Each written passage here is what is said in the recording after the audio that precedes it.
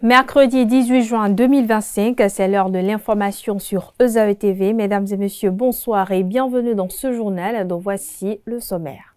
Contractualisation pour la réalisation de diverses prestations relatives au projet Réinventer la cité lacustre de Ganvié. C'est ce qu'a décidé le gouvernement béninois ce jour en Conseil des ministres.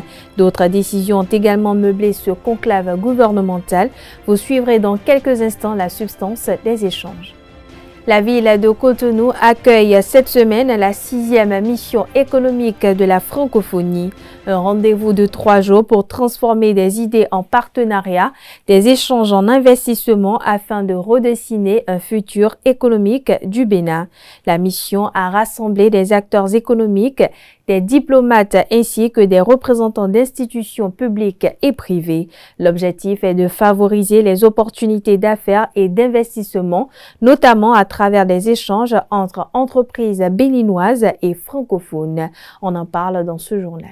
En sport, la Ligue professionnelle de football, la saison 2024-2025 a connu son épilogue ce mercredi. Soneb Dadje Football Club est sacré champion du Bénin au terme d'un match haletant. Dadje FC et Coton FC ont dû attendre l'ultime étape des tirs au but pour décider du champion de la saison. Des précisions dans cette édition.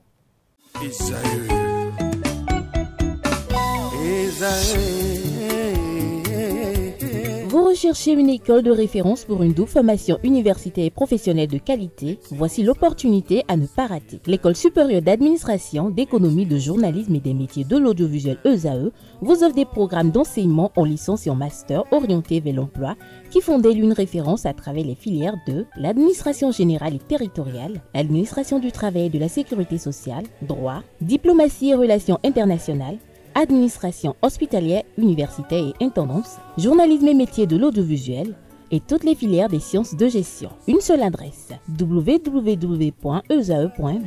Rendez-vous dès maintenant sur nos campus ESAE Bedjromende au numéro 90 93 65 21 ou au numéro 98 98 14 00. Paracourt sur le numéro 52 46 12 12. Aboumekalavi au numéro 52 88 44 44. Akpakpa au numéro 52 88 33 33. ESAE, l'excellence à un nom.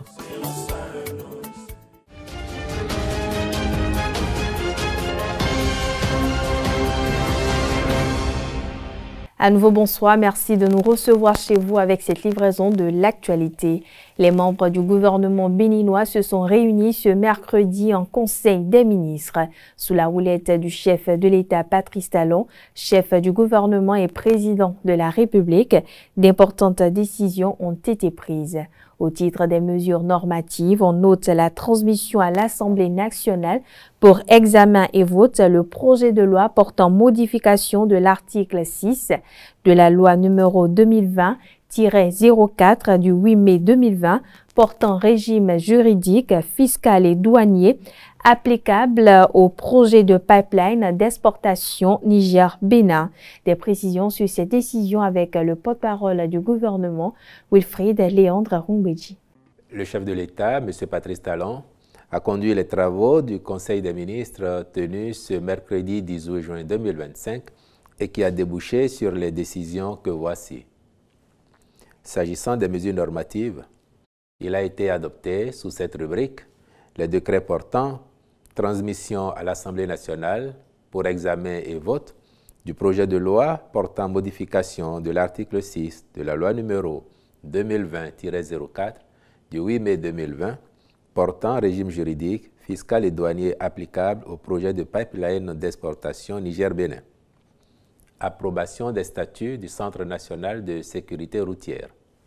Dans le registre des communications, le gouvernement a décidé de la contractualisation de la réalisation de diverses prestations relatives au projet Réinventer la cité lacustre de Ganvié, à la contractualisation pour la réalisation de prototypes d'habitation lacustre à Ganvié. Des précisions toujours avec le porte-parole du gouvernement.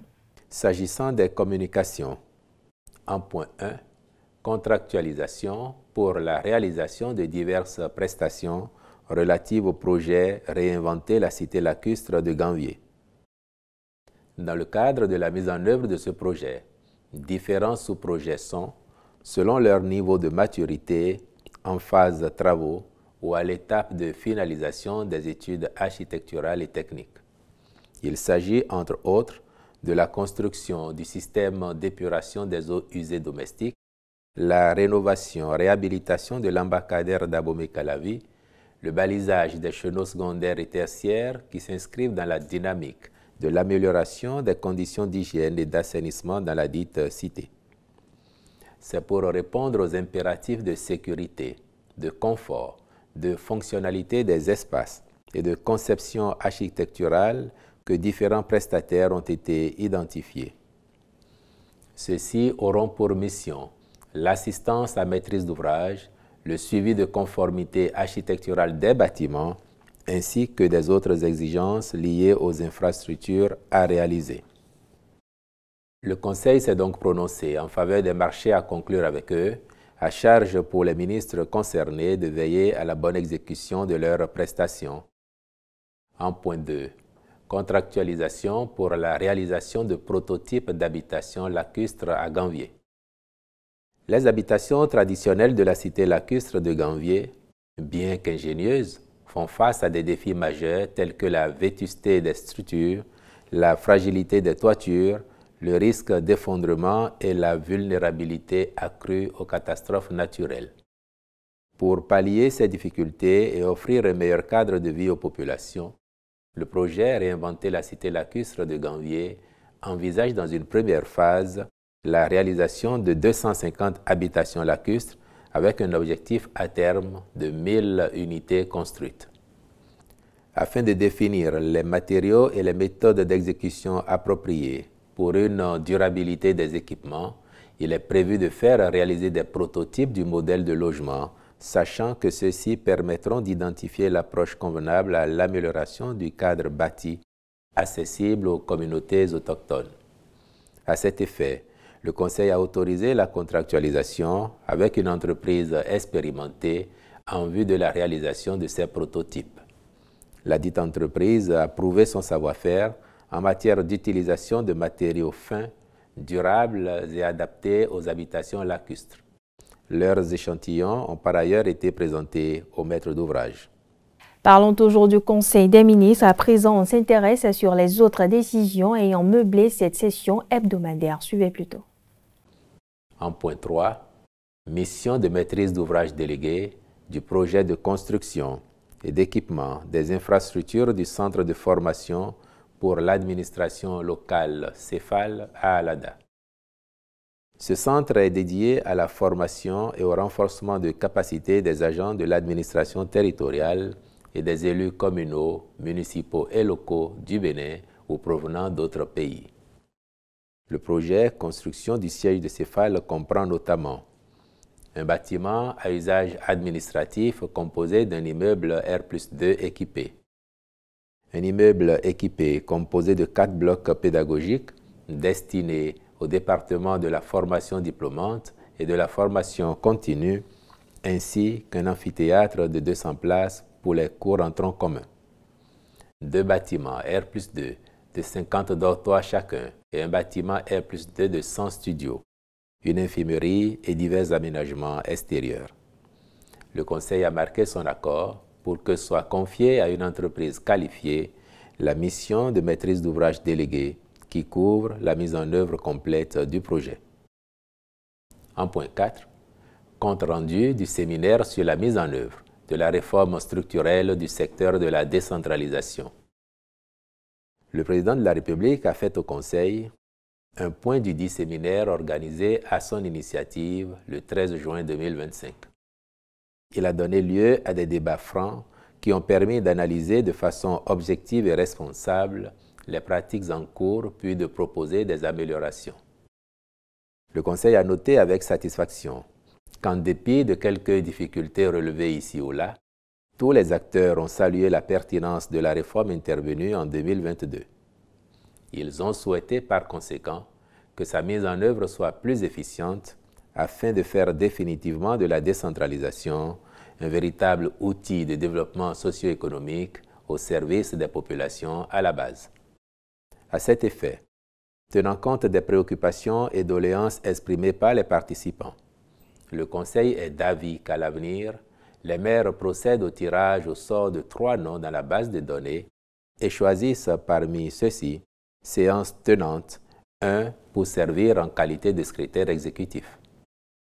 Il est également reconnu la nécessité de leur plus grande implication dans l'exécution et le suivi des projets et programmes conduits par l'administration centrale dans les communes. Par ailleurs, relativement aux plaintes liées au délai de traitement des contentieux sur les marchés publics communaux, le gouvernement conviendra avec l'autorité de régulation des marchés publics des procédures diligentes envisageables à implémenter pour favoriser l'examen des recours dans les délais les plus courts possibles afin de ne pas pénaliser les actions prévues dans le cadre de l'exécution du budget communal. Dans la même logique, il sera étudié la possibilité de la désignation d'un délégué du contrôle financier par commune. Au chapitre des rencontres et manifestations internationales, enfin, il a été autorisé sous cette rubrique la participation du Bénin à la réunion du bureau de la Confémen du 18 au 20 juin 2025 à Wendake au Canada, ainsi que celle du ministère de l'Énergie, de l'Eau et des Mines aux réunions statutaires relatives à ces secteurs au titre de l'année 2025. Je l'annonce au sommaire de cette édition, la 6e édition de la mission économique de la francophonie se poursuit à Cotonou. Le consul général par intérim au consulat général du Tchad à Cotonou, Ibrahim Ahmad Khalid, a pris part aux travaux. Ceci dans le cadre du renforcement de la coopération économique entre les pays francophones. Cette rencontre de haut niveau, organisée sous l'égide de l'Organisation internationale de la francophonie OIF, a rassemblé des acteurs économiques, des diplomates ainsi que des représentants d'institutions publiques et privées issus de l'espace francophone. L'objectif de cette rencontre est de favoriser les opportunités d'affaires et d'investissement, notamment à travers des échanges entre entreprises béninoises et francophones. Rappelons que la mission économique de la francophonie a démarré ce mardi 17 juin à Cotonou et se poursuivra jusqu'au jeudi prochain. Notons que cette édition réunit plus de 200 acteurs économiques et investisseurs venus de différents pays membres de la francophonie. Autre information dans cette édition, des individus armés non identifiés ont lancé une attaque qui a visé le commissariat de Sonsoro dans la commune de Kandi à l'est, au nord-est du Bénin. C'était dans la nuit du lundi 16 juin 2025. Selon les informations, les assaillants ont ouvert le feu au sein du commissariat de police en mettant le feu à 4 motos. Le bâtiment du commissariat a également été criblé de balles, mais aucune perte en vies humaines n'a été signalée. Nous y reviendrons plus en détail dans nos prochaines éditions. Direction la Cour de répression des infractions économiques et du terrorisme Criette. À présent, un jeune homme âgé de la vingtaine est jugé par la Criette dans une affaire de chèques falsifiés. Le prévenu, un stagiaire d'une institution microfinance est accusé d'avoir soutiré 53 millions de francs CFA du compte de l'institution à la banque avec 44 chèques falsifiés. Il est poursuivi par le parquet spécial pour des faits de fausses attestations, vol de numéraire et blanchiment de capitaux. Selon le récit des faits présenté par le trésorier de l'institution de microfinance, le jeune stagiaire ayant accès à des documents de la mutuelle s'est fait délivrer des chèques endossés au nom d'un des clients de l'institution pour un prêt. Entre 2021 et 2024, le jeune stagiaire s'est délivré 44 chèques qui lui ont permis de soutirer 53 millions de francs CFA. Sur les 44 chèques, 41 portent différents noms. Sur les documents, confie le trésorier, le prévenu a pris soin à chaque fois d'imiter les signatures du président de la mutuelle, du trésorier et de l'endosseur. Convoqué à la barre ce mardi, le jeune stagiaire a plaidé coupable et a reconnu avoir fraudé, falsifié les documents pour aller prendre de l'argent sur le compte de la mutuelle. Après plus d'une heure de débat, la Cour a renvoyé la cause au mois de juillet 2025 pour les réquisitions du ministère public et les plaidoiries des avocats. Dans un autre registre, le projet de formation des femmes vulnérables aux fins de leur autonomisation, j'y arrive enfin, à travers une ferme sociale avicole à l'aide des mamans, a connu son épilogue le samedi dernier à Aguagon. À travers une cérémonie, l'association Il Sorriso di Moc Italia a remis les attestations aux bénéficiaires. Revivez dans cet élément l'ambiance qui a régné à la clôture de cette première cohorte. Un reportage de Seton Delarios à Diagbeno.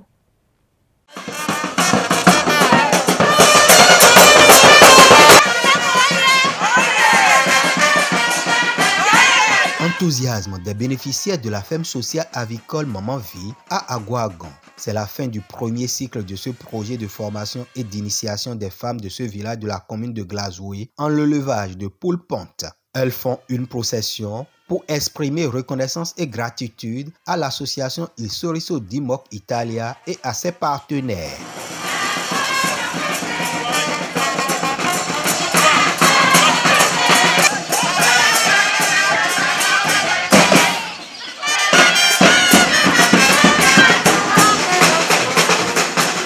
Même Dame Nature n'a pas émoussé leur ardeur. Pendant plusieurs mois, l'association Il Sorriso di Moc Italia, avec l'appui de ses partenaires, a œuvré à l'autonomisation de ces femmes issues des milieux défavorisés.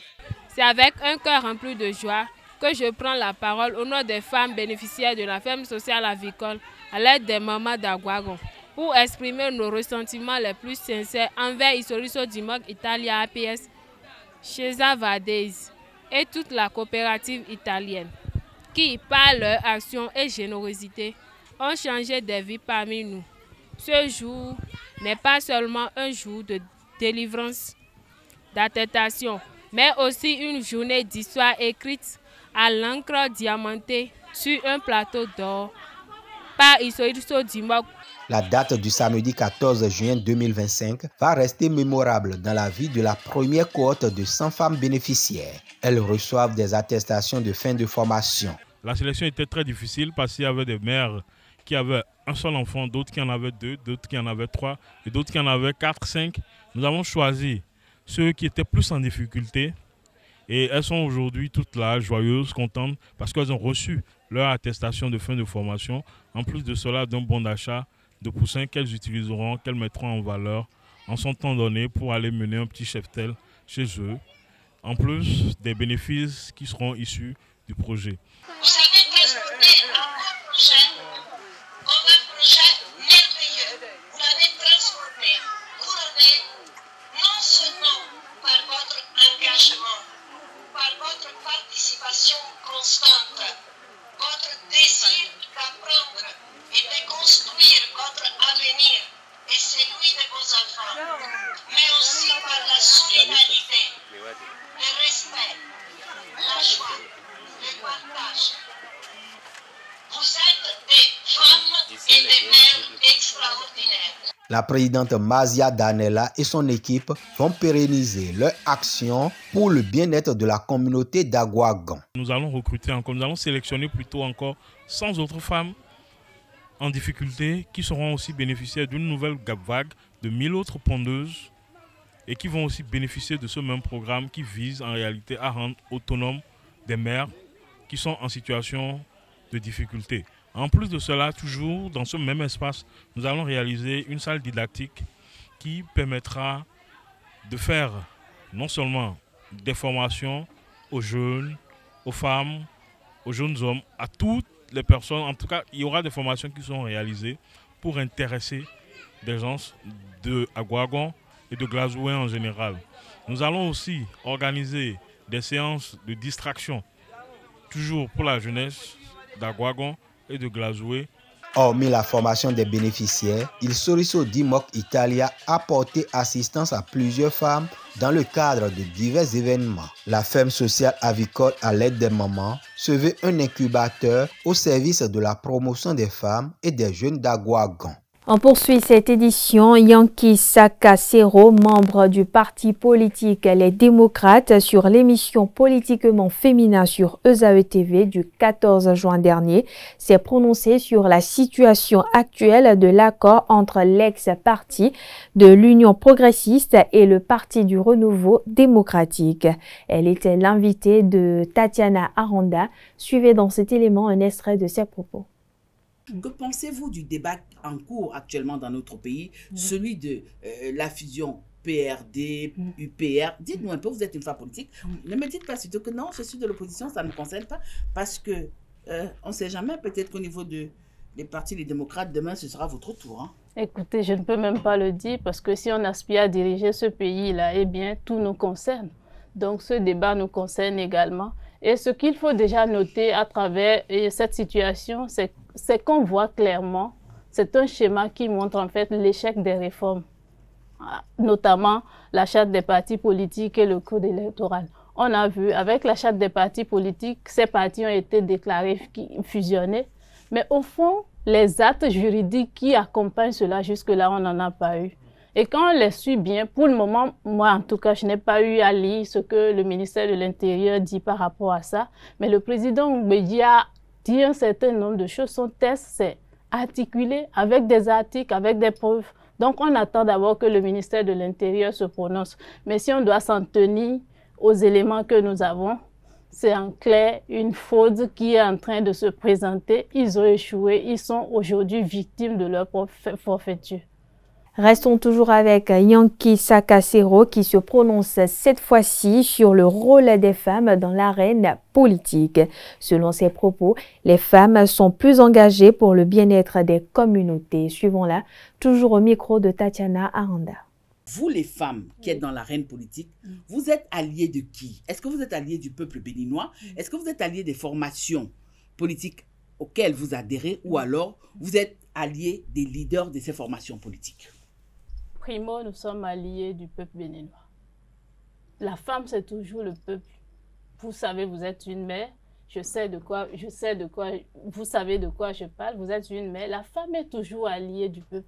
La maison, quel que soit le comportement que les enfants, le mari et tout l'entourage peut avoir, elle est toujours de leur côté parce qu'elle se voit comme une mère et elle doit protéger. Ça, c'est un. Secondo, les partis politiques ont aussi des lignes. Donc, les normes au sein des partis politiques sont à respecter aussi. Ce n'est pas parce que nous sommes du côté du peuple béninois qu'on accepte les règles et qu'on les enfreint. Donc, ce n'est pas possible. Donc, il y a une certaine discipline aussi du groupe qu'il faut respecter. Et c'est comme dans le contrat social. Quand on accepte de se mettre en groupe, on oublie ou on affecte certaines de ces libertés à ce groupe-là. C'est ce que vous constatez peut-être. Bon, quant au leader politique, quand la personne fait bien, écoutez, il faut le dire. Ce n'est pas venir vanter les bons cheveux de la personne ou sa taille, non. C'est dire ce qu'elle a fait de bon pour le peuple béninois et c'est ce que chacun essaie de faire de sa manière. Dans un autre registre, on parle religion ou spiritualité si vous le voulez. Les chefs religieux et spirituels sont des personnes reconnues officiellement par une organisation religieuse comme leur leader ou des personnes que les membres d'une communauté reconnaissent. Ils sont généralement dotés d'une sagesse religieuse ou spirituelle. Cependant, la crédibilité de certains d'entre eux est remise en cause. À la question de savoir s'il faut faire ou croire les révélations des chefs religieux et spirituels, quelques citoyens béninois ont répondu à cette interrogation au micro de Francis Ola Farami. Dieu a son plan pour chacun de nous. Le fait que Dieu a son plan pour chacun de nous, nous devons laisser Dieu faire son plan. Comment se fait-il que vous allez me dire que l'homme de Dieu peut te conseiller? Il va te conseiller en quoi? J'ai vécu l'amour que je vis. Il n'a pas vécu ça avec moi. Ou bien, c'est moi qui ai vécu cet amour-là. C'est moi qui sais ce que j'ai enduré. Maintenant, je viens l'en parler, lui, que j'ai eu ta. Comment il peut me guérir? Vous ne devez pas croire à tout ce qu'ils vous disent. Parce que, bon, chez nous, les musulmans, on est un peu différents de vous. Mais parmi nous aussi, il y a des musulmans photocopies. Il y a des musulmans photocopies falsifiés qui s'adonnent à ce genre de choses. Est-ce que vous voyez? Il y a d'autres, tout simplement, ils profitent de la naïveté de certaines personnes. Ce qui est bon, des fois, on ne vous dit pas ça. Pour mélanger les gens, on dit tel vous avez, pour être contre la personne. Celui qui viendra te mentir pour dire, au lieu de dire, par exemple, tu dois te marier à 4 femmes, la personne vient te dire, tu ne dois pas te marier à 4 femmes, tu dois avoir une seule femme. Dans le même temps, lui, il va se marier à 4 femmes. La faute est à qui? Tout le monde cherche à être homme de Dieu, même les vaudounos. Même les vaudounos, les chefs fétiches, c'est des hommes de Dieu. Même les Big Bawiwe, c'est des hommes de Dieu. Mais il ne faut pas croire à tout, il faut faire la distinction. Pourquoi Dieu nous a créés alors? Dieu nous a créés pour l'adorer, pour le connaître d'abord et l'adorer après. Mais qu'est-ce qui s'est passé? Toi, tu n'as pas pu connaître les paroles de Dieu. Qu'est-ce qui s'est passé? Il faut te poser cette question. On parle société à présent, l'amitié, souvent perçue comme une affection réciproque et durable entre deux ou plusieurs personnes. C'est un sentiment qui ne se fonde ni sur la parenté ni sur l'attrait sexuel. Doit-on changer les amis que son ou sa partenaire n'aime pas? Quelques citoyens béninois ont répondu au micro de Francis Ola Farami. Si je dois l'écouter d'abord, ça dépend aussi de la manière dont elle me dit ça. Parce que sa manière de me le dire, cela va me permettre d'exécuter ou bien de trouver quelque chose à lui dire. Mais dans le cas échéant, je lui refuse catégoriquement. Si ma femme me demande par exemple d'éviter certains amis à cause de leur influence sur moi ou bien à cause de leur comportement, bon, là c'est pas une copine, c'est une femme déjà, elle est déjà sous mon toit, alors je peux l'écouter dans plusieurs conditions. La première condition chez moi, c'est qu'elle connaît la réalité des faits. Elle sait que ses amis avec qui je traîne, ses amis ne me permettent pas d'aller loin. Si c'est ça, et elle m'a dit ça, en douceur bien sûr, elle m'a appelé peut-être un très beau matin, ou un matin bonheur, elle m'a appelé en me disant d'éviter ses amis. Je peux toutefois l'écouter. Si l'homme aime sa femme, il peut écouter, même pas carrément. Ils peuvent mettre ses amis à côté et suivre l'ordre de sa femme. Ça peut arriver, hein, ça peut arriver. Et que les comportements que j'ai avant peuvent commencer par changer. Et ma petite amie aurait su. Si ce n'était pas le cas, elle ne peut pas me dire de bannir ces gens d'amitié. Moi, j'aime pas trop à me balader dans les buvettes et autres. J'aime les sorties, me trimballer, oui, mais pas avec les amis qui ne veulent rien m'apporter. Exemple, je suis avec mon ami maintenant. On travaillait à côté, au Sénachu là. Donc, on a voulu visiter l'Amazone. Au moins, c'est pour un but. Au moins pour se distraire. Mais si c'est pour aller boire, faire des désordres, je ne suis pas dedans. Quand tu sortais avec une fille, par exemple, et ton petit ami, pour ne pas dire ton ami, n'aime pas, il peut causer autrement avec elle. Ce qui fait que, bon, on peut éviter certains amis. C'est une question de choix. Je vais me poser la question, est-ce que les amis avec qui je traîne, c'est évidemment des amis qui peuvent me nuire? Si c'est ça, alors je vais essayer de les éviter. Si par exemple c'est des amis avec qui je traîne partout dans les bars, ou bien ils viennent chez moi, ils m'empêchent d'aller au boulot, on ne fait que faire des débats inutiles, faire des sorties inutiles. Et la femme, je dois nourrir la femme qui est là. Si j'ai des enfants par exemple, je dois les nourrir eux tous. Alors je suis obligé d'écouter ce que ma femme est en train de dire. Et puis on parle sport à présent, je l'annonçais d'ailleurs au sommaire de cette édition, c'est officiel, Soneb Dadje Football Club est le nouveau champion de la Ligue professionnelle de football, saison 2024-2025. Le club d'Aplaroué vient de détrôner Coton Football Club, triple champion du Bénin après un match âprement disputé. Un coup franc somptueux à la 27e minute, une égalisation sur pénalty à la 87e minute pour Coton FC, puis l'ultime sentence des tirs au but. Dadje l'emporte dans une explosion de joie indescriptible. Les supporters en fusion ont porter leur équipe jusqu'au bout. Dadje Football Club entre désormais dans la légende du football béninois. Nous y reviendrons plus en détail en images et sons dans nos prochaines éditions du journal télévisé. Parlons toujours de la finale de la Ligue professionnelle de football disputée cet après-midi sur le stade Omnisport de Grand Popo.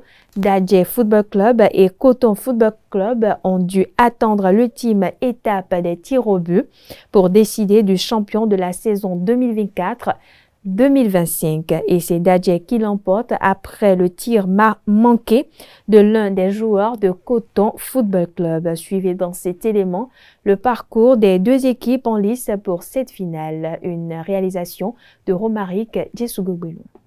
Après 34 journées disputées le long de la saison 2024-2025 de la Ligue professionnelle de football du Bénin, retour sur le parcours de Dadje et de Coton Football Club. Dadje Football Club, une équipe qui a su faire vibrer les terrains de la zone A, match après match. Dadje Football Club, c'est d'abord une série incroyable de 8 matchs, sans la moindre défaite en cette fin de saison.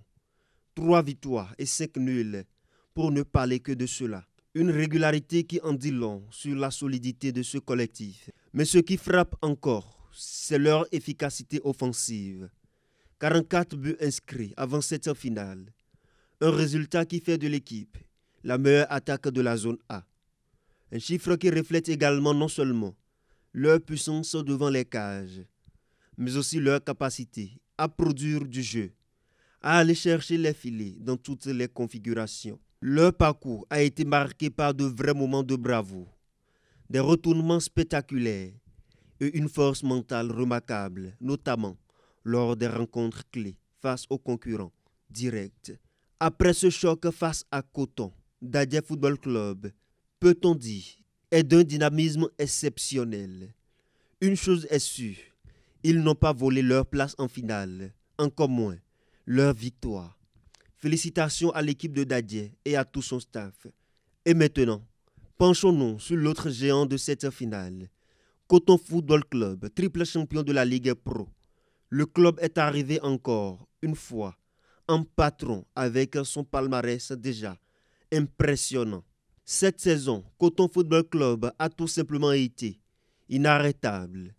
Aucune défaite en 24 matchs avec 11 victoires, 13 matchs nuls et une solidité à toute épreuve. Cette série exceptionnelle reflète une maîtrise tactique et mentale digne des plus grandes équipes du championnat. Mais ce qui fait la véritable force des poulains de Victor Zunka, c'est leur mur défensif. Avec seulement 16 buts encaissés, ils possèdent la meilleure défense de la zone B et la deuxième meilleure défense, toutes zones confondues, juste derrière les Buffles du Borgou. Une performance défensive qui témoigne d'une rigueur implacable et d'un collectif parfaitement huilé. Déjà couronné à 3 reprises, Coton FC connaissait les exigences et l'expérience était de leur côté, la pression aussi. Mais une chose est sûre, ce groupe a l'ADN des grandes finales.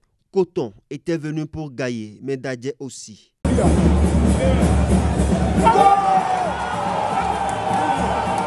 Et 7e minute de jeu, Dadje trouve le champ des filets avec un public totalement enchanté.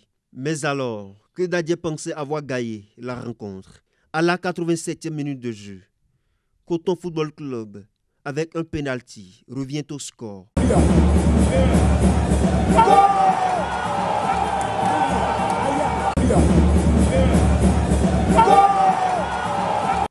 Un but partout. Il a fallu attendre les étapes de tir au but pour que Dadje soit couronné champion au titre de la saison 2024-2025 de la Ligue Pro du Bénin. Félicitations à toutes les équipes. Le rendez-vous est pris pour les prochaines éditions.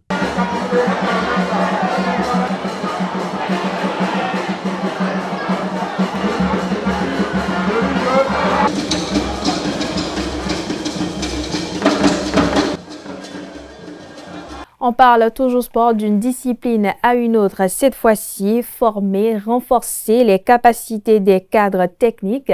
C'est le leitmotiv du président Jules Victorien Koublenou et de son comité exécutif pour la refonte de la relance du taekwondo au Bénin. Du 13 au 15 juin 2025, la fédération a organisé un stage au profit des responsables techniques des ligues au Dojang national, grand maître Pierre Ogodjobi à Cotonou. Des précisions dans ce récit signé Seton Delarios à Diagueno. Si je fais ça et qu'il esquivait, je fais un, tu enlèves. Bâtit la refonte du taekwondo béninois sur des bases techniques solides et uniformes. Pendant 3 jours, depuis le vendredi 13 juin 2025, la Fédération béninoise de taekwondo renforce les capacités des responsables techniques des 12 ligues régionales du Bénin. Nous ne pouvons pas avoir de bons résultats si les encadreurs ne sont pas outillés pour nous faire valoriser aux différents événements. Alors, au Dojang national, grand maître Pierre Ogodjobi, les cadres techniques choisis pour coordonner et superviser l'enseignement et la pratique de l'art actualisent leurs connaissances sous la direction du coach national. Les milieux, la terre, la première ici sont corps à corps. Donc finalement, quand je veux faire après conditionnement ici, je veux vraiment faire bouger les enfants autant dans la vitesse. Et chaque ici, on doit demander toujours la vitesse. Dans 100 vitesse, il n'y a pas vacarme. 100 vitesse, il n'y a pas puissance. Et 100 vitesse, vous êtes vulnérable. Parce que là, on peut anticiper sur votre coup. On peut voir, même le supporter va voir. Les accords, corde à sauter aussi. C'est aussi un bon outil pour être bien en coordination. Donc je travaille, coordonné, je fais boum, boum, boum, boum, boum, boum, ça fait 1, là je fais boum, boum, boum, boum, ok. Toujours les initiatives du mandat. Lorsque vous voyez quelqu'un qui a une stratégie qui bloque votre balle doublé, je fais là, quand je fais le doublé, je vois déjà que je pars, je fais là, ça je viens pour le pied arrière, hop, je peux continuer comme ça, je trouve juste pas chaque fois que je fais là. À travers plusieurs ateliers, les stagiaires ont travaillé ces différents aspects. On est parti des postures de combat, parce que sans posture, on ne peut pas avoir de déplacement. Donc on a préparé les postures, après les postures, on est allé au déplacement. Et dans les déplacements, après les déplacements, qu'on a commencé par travailler les différentes techniques et les techniques aussi prioritaires aujourd'hui. Le taekwondo, vous n'êtes pas sans savoir que ça a connu un changement. Au départ, c'était certaines techniques qu'on utilisait, mais aujourd'hui, on a des techniques qui sont spécifiques, obligatoires, que l'athlète, l'entraîneur doit connaître pour pouvoir préparer son athlète pour le haut niveau. À part les techniques, on est allé maintenant vers les stratégies, parce que sans les techniques, on ne peut pas faire de stratégie. Et aujourd'hui, c'est l'erreur de plusieurs, même entraîneurs, qui, à un moment donné, même sans stratégie, ils amènent des athlètes en combat. Mais au début de chaque séance, les formateurs les outillent sur le volet physique. Et dans tout exercice, c'est quand vous commencez à sentir les brûlures, quand ça commence à fatiguer, que le travail que le coach recherche commence. Vous allez regarder que c'est à cette période-là, c'est à ce moment-là qui vous motive, qui vous gueule dessus. Parce que même si vous faites, pendant cette période de fatigue, même si vous faites 15 secondes, 30 secondes, et vous relâchez, vous avez le muscle a déjà pris ce que ça veut. Le coach a déjà son résultat. Le président de la Fédération béninoise de taekwondo et toute son équipe assistent à cette séance de la matinée du 3e jour des stages. Je peux vous assurer que ce que nous avions vu aujourd'hui nous rassure de ce que nous sommes sur la bonne voie et qu'in fine, nous aurons des athlètes bien aguerris. Cela préfigure surtout de la qualité technique du prochain championnat national. Les stagiaires repartent du Dojang national avec des connaissances actualisées et mieux aguerries pour travailler à l'amélioration du niveau technique des athlètes. Ce stage nous a permis véritablement, par étapes, à ne brûler aucune étape pour la réussite des séances d'entraînement. Donc aussitôt une fois dans nos clubs, je pense que nous allons devoir exclusivement, c'est-à-dire respecter les détails dans tous les contenus pour arriver au résultat. Je tiens d'abord à remercier le comité exécutif pour cette initiation parce que ça nous manque vraiment. Un cadre vraiment réussi comme ça, c'est une innovation. Alors quand on va au club, c'est comme d'habitude, on a déjà l'habitude de travailler au club tout le temps, mais cette formation nous donne un peu plus de solidité technique, de solidité du point de vue scientifique, par un protocole bien défini et surtout la pédagogie que nous avons appris. C'est ça qui nous manque, la pédagogie. On est tous entraînés, mais on n'a pas la pédagogie. Les championnats départementaux et la phase nationale vont servir de tremplin pour l'évaluation de la réussite de ce stade des responsables de Ligue de taekwondo du Bénin.